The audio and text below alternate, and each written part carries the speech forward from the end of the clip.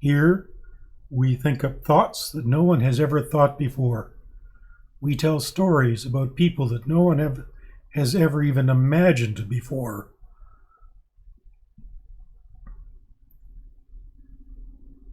We go places in our imagination that no one has ever been before. And we hope you can come along. Today is our first session, of course, as a new YouTube channel.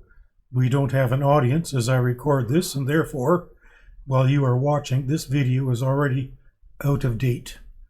But don't worry, if the comments are still operating, then please feel free to comment and help us out. Okay, let's do the next one.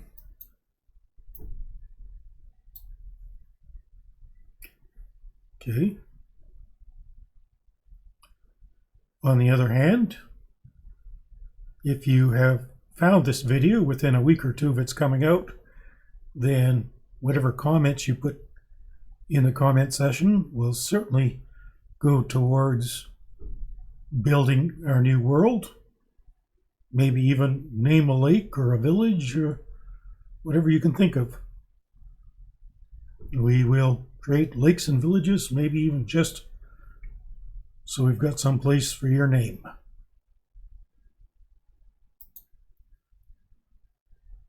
Anyway, we have a lot of world to build, and I am excited to get started. We are excited to get started. So get comfortable and let's build some stories. A village waits in a valley between three mountains. What do we do?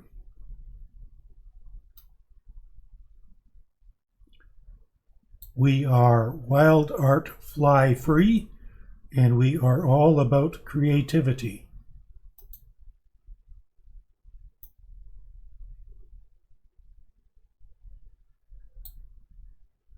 Again, a village waits in a valley between three mountains.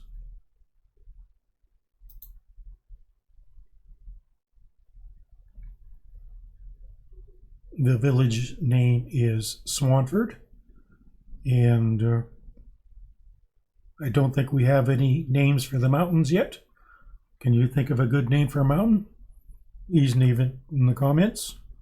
Even if the three mountains already have names, we might, find a place for your suggestion somewhere else. So, yeah, just keep sending in your comments. And now it is my pleasure to introduce my co-worker and partner here at Wild Art Fly Free. She is an expert at communication and project management. And she's going to keep us from getting too sidetracked. We call her Owl. So, please, Owl, let us know what we're working on now.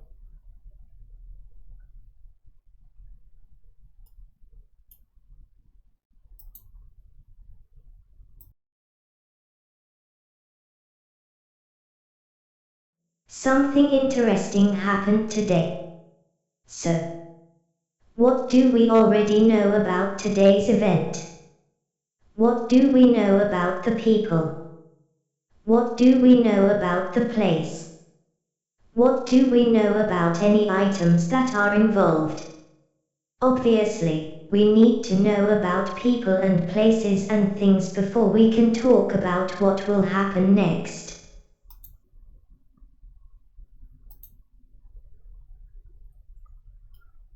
Okay, as I mentioned, we have named the village Swanford. We have also started building some people, some residents of Swanford.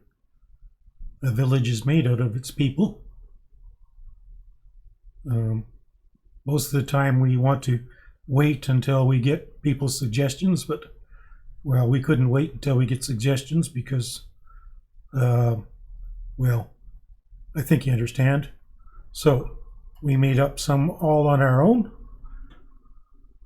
We just wanted to get started, but don't worry, we will have lots of people and places and other things to create and name. So as you think of anything that might need a home in a fantasy world, just mention it in the comments.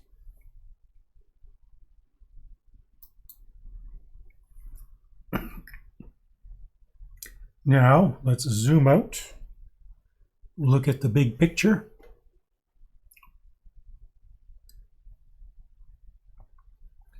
We have named our world. It is Opsopuduk. Opsopudok. Opsopuduk. Don't ask me why. We know that Opsopuduk has 7 moons.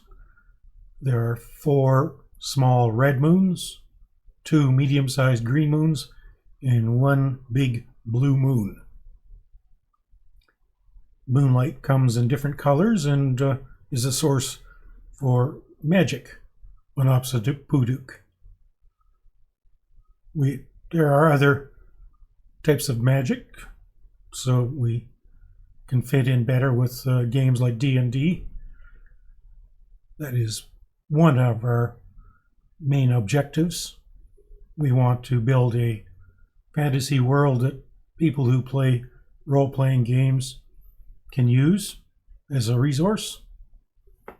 By the way, we are a public domain, so if you do use Opsopuduk as a public resource, as a public domain, nobody can tell you how to use it or whether to use it. Public domain means it's free for everybody. Remember that everything we include in our fantasy world is given up as public domain. That means you have as much right to use it as anyone else. Okay. Getting back to our world, it has 5 continents. There's a continent at each pole, the North Pole and the South Pole. And besides that, there are 3 continents that go around the equator. And they close together and they all almost match up. So together the 3 equatorial continents make up a supercontinent. We'll talk about the names later. Right now, we just want to mention that the continent we're going to be working on is called Aldla.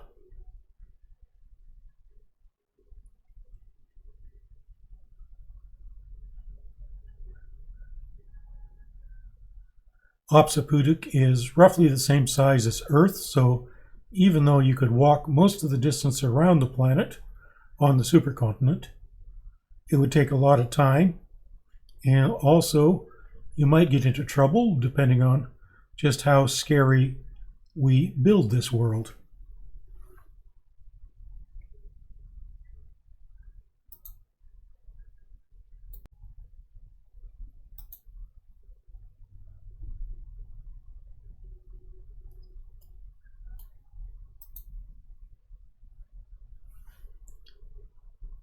We will talk about the names of the continents later, but for now, we will focus on the continent named Aldla.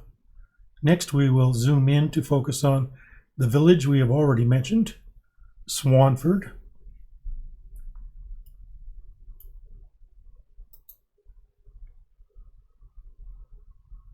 The people of Opsopuduk and even in Swanford come in lots of races. Think of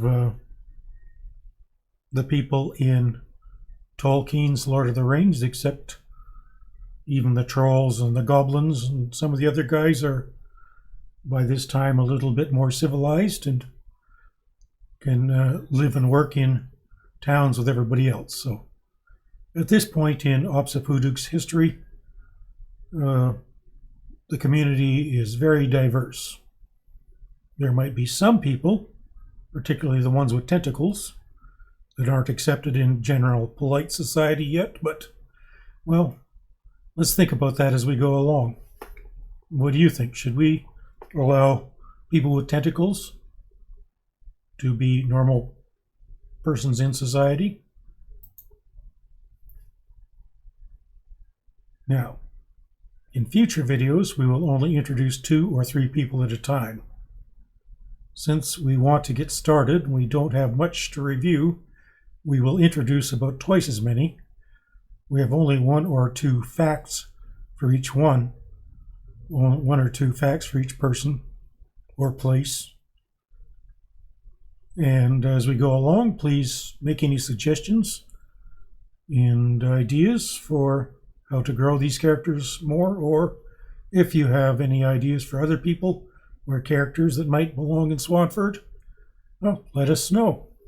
Again, we want to build this together with you.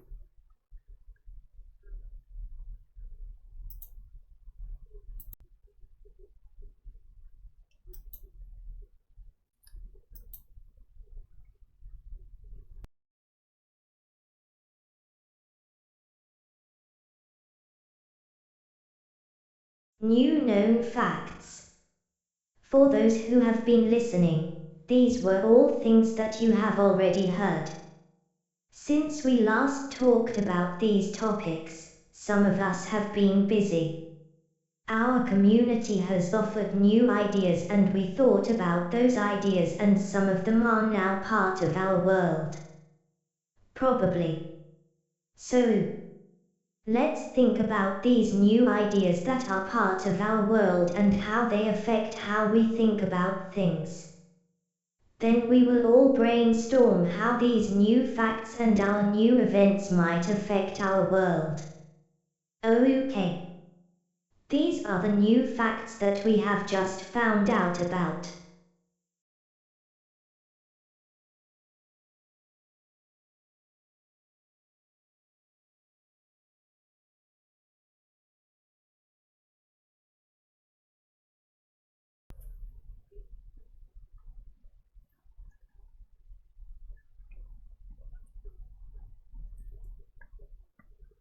So, meeting the people in Swanford for the first time.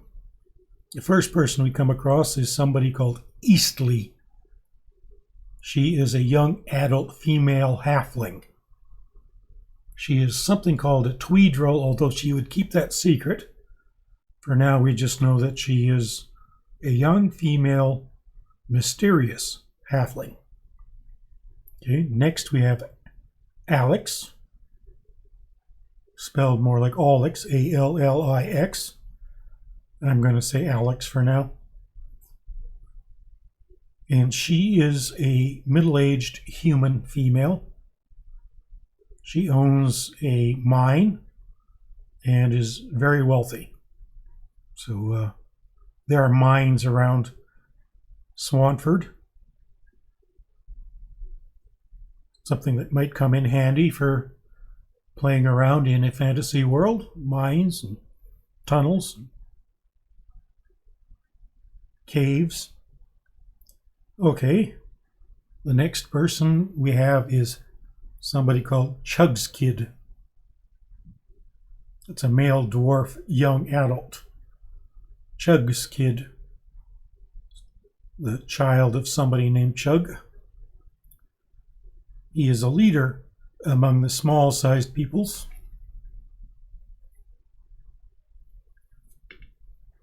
Okay, the next group.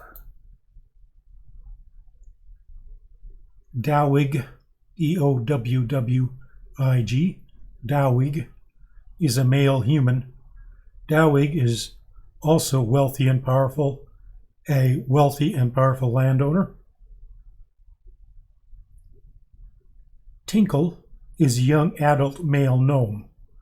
Tinkle wants Tinkle, T-I-N-K-E-L, Tinkle wants to adventure, but he is too shy. And that is an unusual trait among gnomes.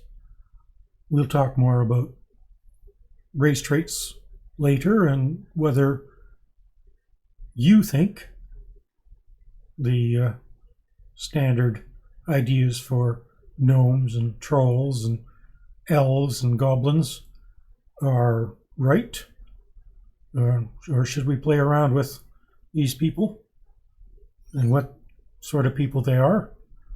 So we'll have lots of chance to talk about that. Anyway, that's Tinkle, a shy gnome. Heavy Basher is the local mad scientist.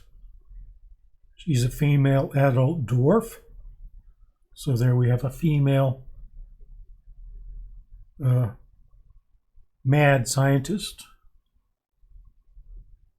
breaking gender roles and probably race roles too. Next we have Billy, an elderly female halfling. And then this one's cute. I think I'm going to pronounce it Gibrid. Some people might think Gibrid, but no, Gibrid. Gibrid. If you think the G should be soft, well, offer that as a gift for your girlfriend. Anyway, Gibrid is a cursed frog who looks like a prince. So Gibrid is a frog who has been turned into a handsome prince. So that's something we can play with.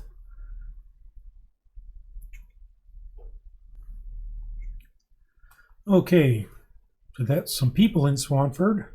Now, some places. Places within Swanford, businesses. Our local tavern is named the Otterby. There's a little English play on words, built out of otter and bee. So that tavern is called the Otterby. The next business is Dick's Sticks Supplies. Dixstix. Dick's Sticks Supplies sells supplies for travel and hardware. Since Swanford is a mining community, pickaxes are a good seller. And probably other mining equipment. And then, of course, travel supplies for people who are fed up with the bad mining and want to leave. Okay. Glug Rooms. So our next place is Glug Rooms. Is accommodation for small people. So this is the second reference to people of small nature. Remember we had somebody earlier. What was their name?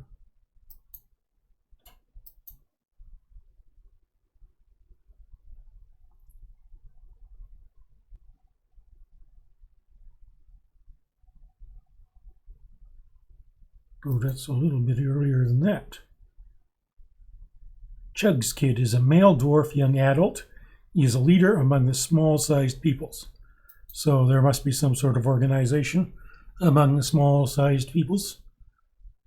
And here we have Glug Rooms, which is accommodation for small people. So, are there going to be issues? Well, we shall see.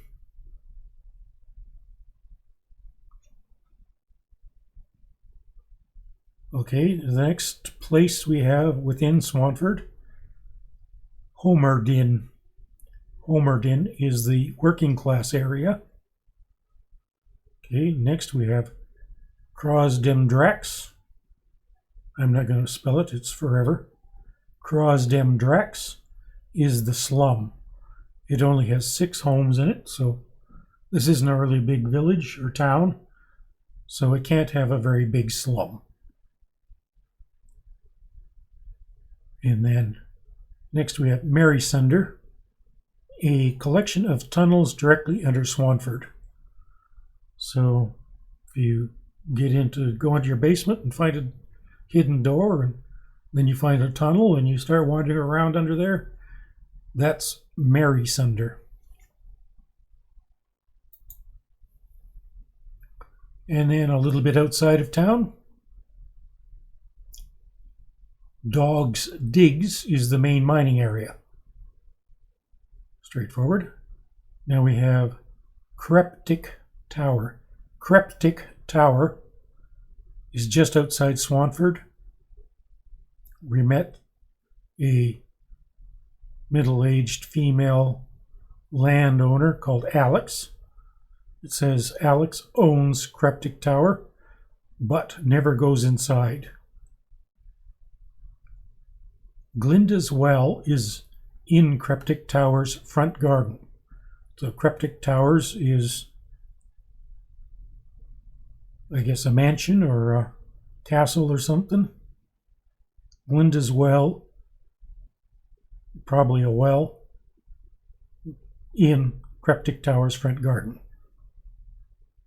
The well is afflicted with nasty magic.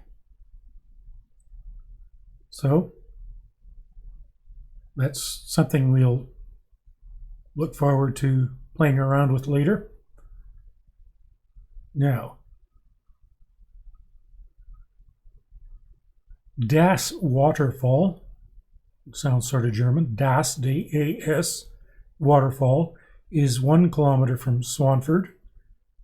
It hides a doorway into Das Mountain. And then we have one more waterfall to mention, Lesterplib. Lesterplib Waterfall is 9 kilometers. So that's a little over 5 miles, close to 6 miles. 9 kilometers from Swanford. The waterfall is a rhythmic sound that attracts musicians. So that's a waterfall that is a kind of a bit of a tune to the sound of the falling water.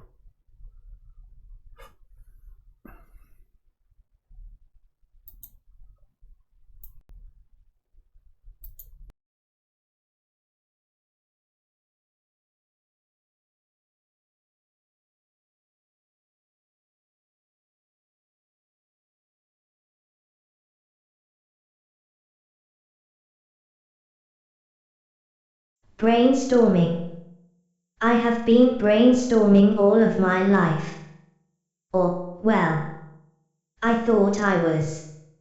Here at Wild Art Fly Free, people have some interesting ideas about what brainstorming is and how to do it.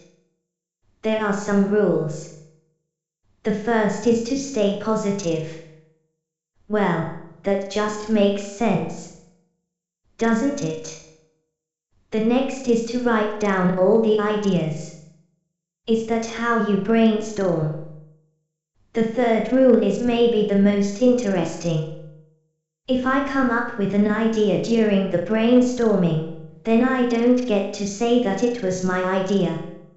No one gets to claim ownership of ideas from brainstorming. Does that make sense to you?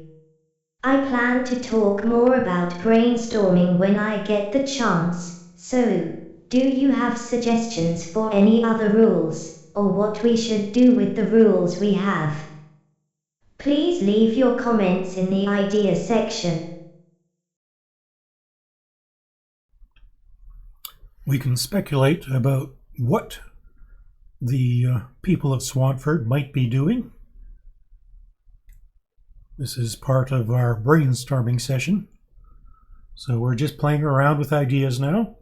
Offer up any ideas you want to play around with us. And remember, we're public domain, so whatever you do offer is going to go into public domain, and you will lose the copyright. I have to mention that once in a while. We are speculating and brainstorming now. None of what we are saying is for sure, so we can play with it, have some fun. At random, let's select 3 of the people we've met in Swanford. So we will randomly select 3 people from Swanford to get to know better and play around with.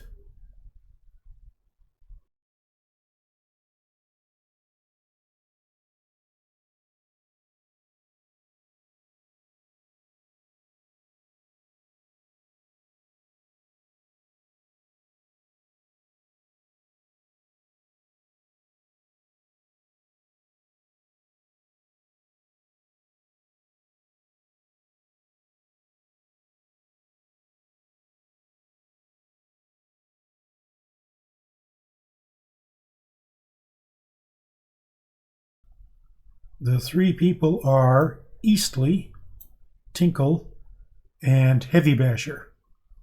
So we remember meeting Eastly, Tinkle, and Heavy Basher. Do you remember who they were? Okay, we remember Eastly is a young adult female halfling, remember? She has a mysterious past. Tinkle is a young adult male gnome. He's the one that wants to adventure but is too shy. A shy gnome is kind of an unusual guy. And Heavy Basher is our local female dwarf mad scientist.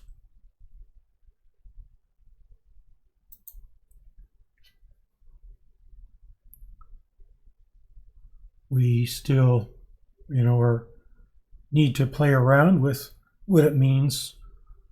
What's the difference between a halfling and a dwarf and a gnome and a goblin and all that sort of thing? And what are those like? But we'll leave that for another day, I think. We'll just, play around with what we, feel like.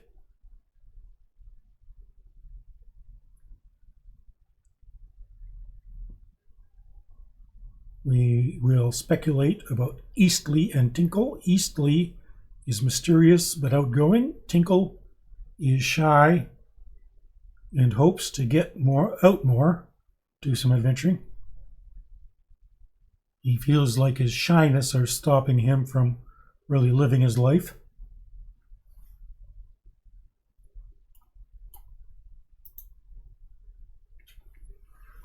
Maybe just brainstorming, but maybe Tinkle will go to the mad scientist, Heavy Basher, to buy a potion. The potion to make him more confident. Well, that makes sense. I mean, what are mad scientists for? What could go wrong? There's no Jekyll and Hyde thing going on here. If we do play around with Jekyll and Hyde, well, I hope we can, play around with it and turn it into something new, something that no one has ever thought of before, remember?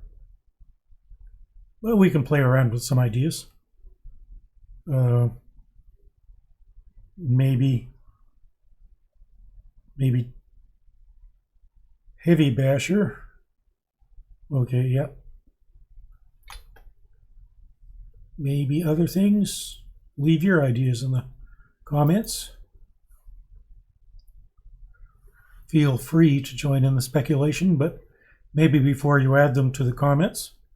We are brainstorming now, so we promise to be friendly, supportive, and positive. And so, how about we roll the dice and visit some more of Swanford's people.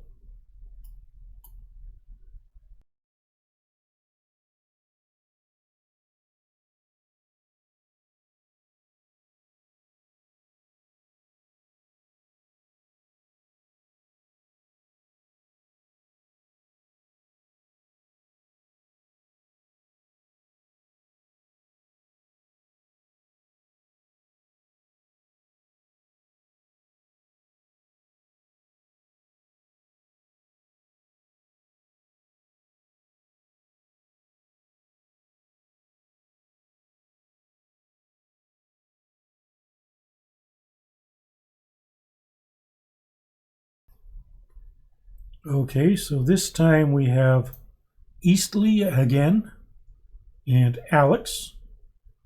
She is the wealthy human landowner.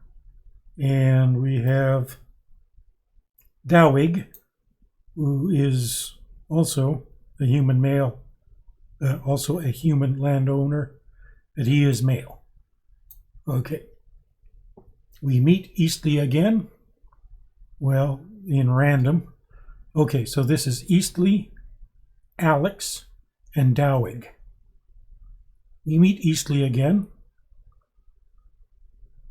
when we're doing random things with dice, coincidences,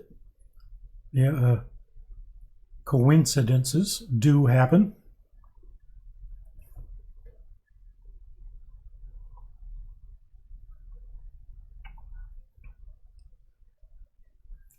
It would be a very strange world where strange things didn't happen. So, what happens when our mysterious female halfling meets with Dawig and Alex? Dawig is a male human and a wealthy, powerful landowner. Alex is middle-aged and also human, and she owns a mine and is also wealthy.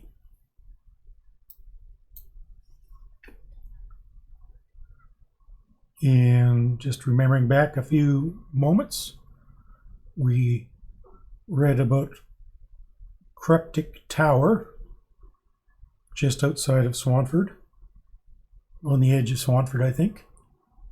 And Alex owns Cryptic Tower, but she doesn't want to go inside. And there's a well there that, well, it's got some unusual magic. So something that we can play with later.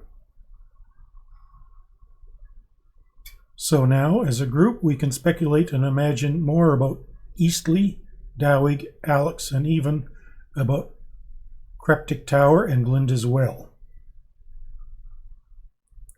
Let's stop that.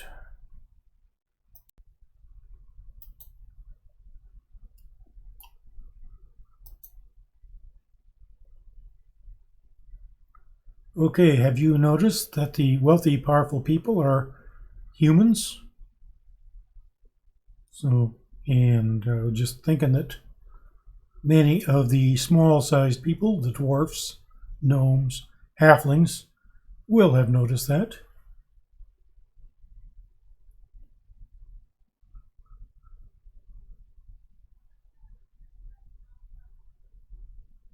Do you think that our innocent, mysterious halfling, Eastleigh, might have issues with racial inequality? And that's why she's meeting up with the Dawig and Alex? Or could this have something to do with Alex's scary mansion? We don't know how much about these people. We don't know very much about these people, so we have an even harder time guessing what they might be doing. So, right, you think that when we have nothing to go on, we can imagine just about anything, but actually we can't. We need something to build on. So that's what we're doing now. We're just starting, throwing some things out there that later we can build on. So could you help us by suggesting some character traits for anyone? Maybe some background stories that might be fun? What is driving these people? Why would they do whatever they might do? Again, we are brainstorming, so no one gets to call you out for anything you suggest. Right? We're all positive, friendly, helpful. Later on, we might go through everyone's suggestions and just pick out the ones that fit in and work, and save some more for later. We shall see.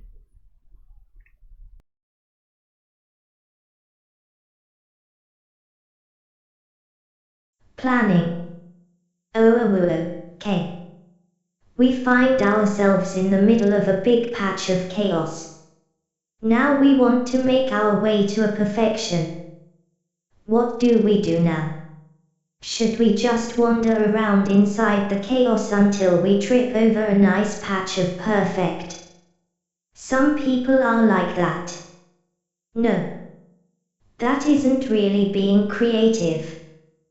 Gold panning the chaos isn't creating, is it? It's more like prospecting.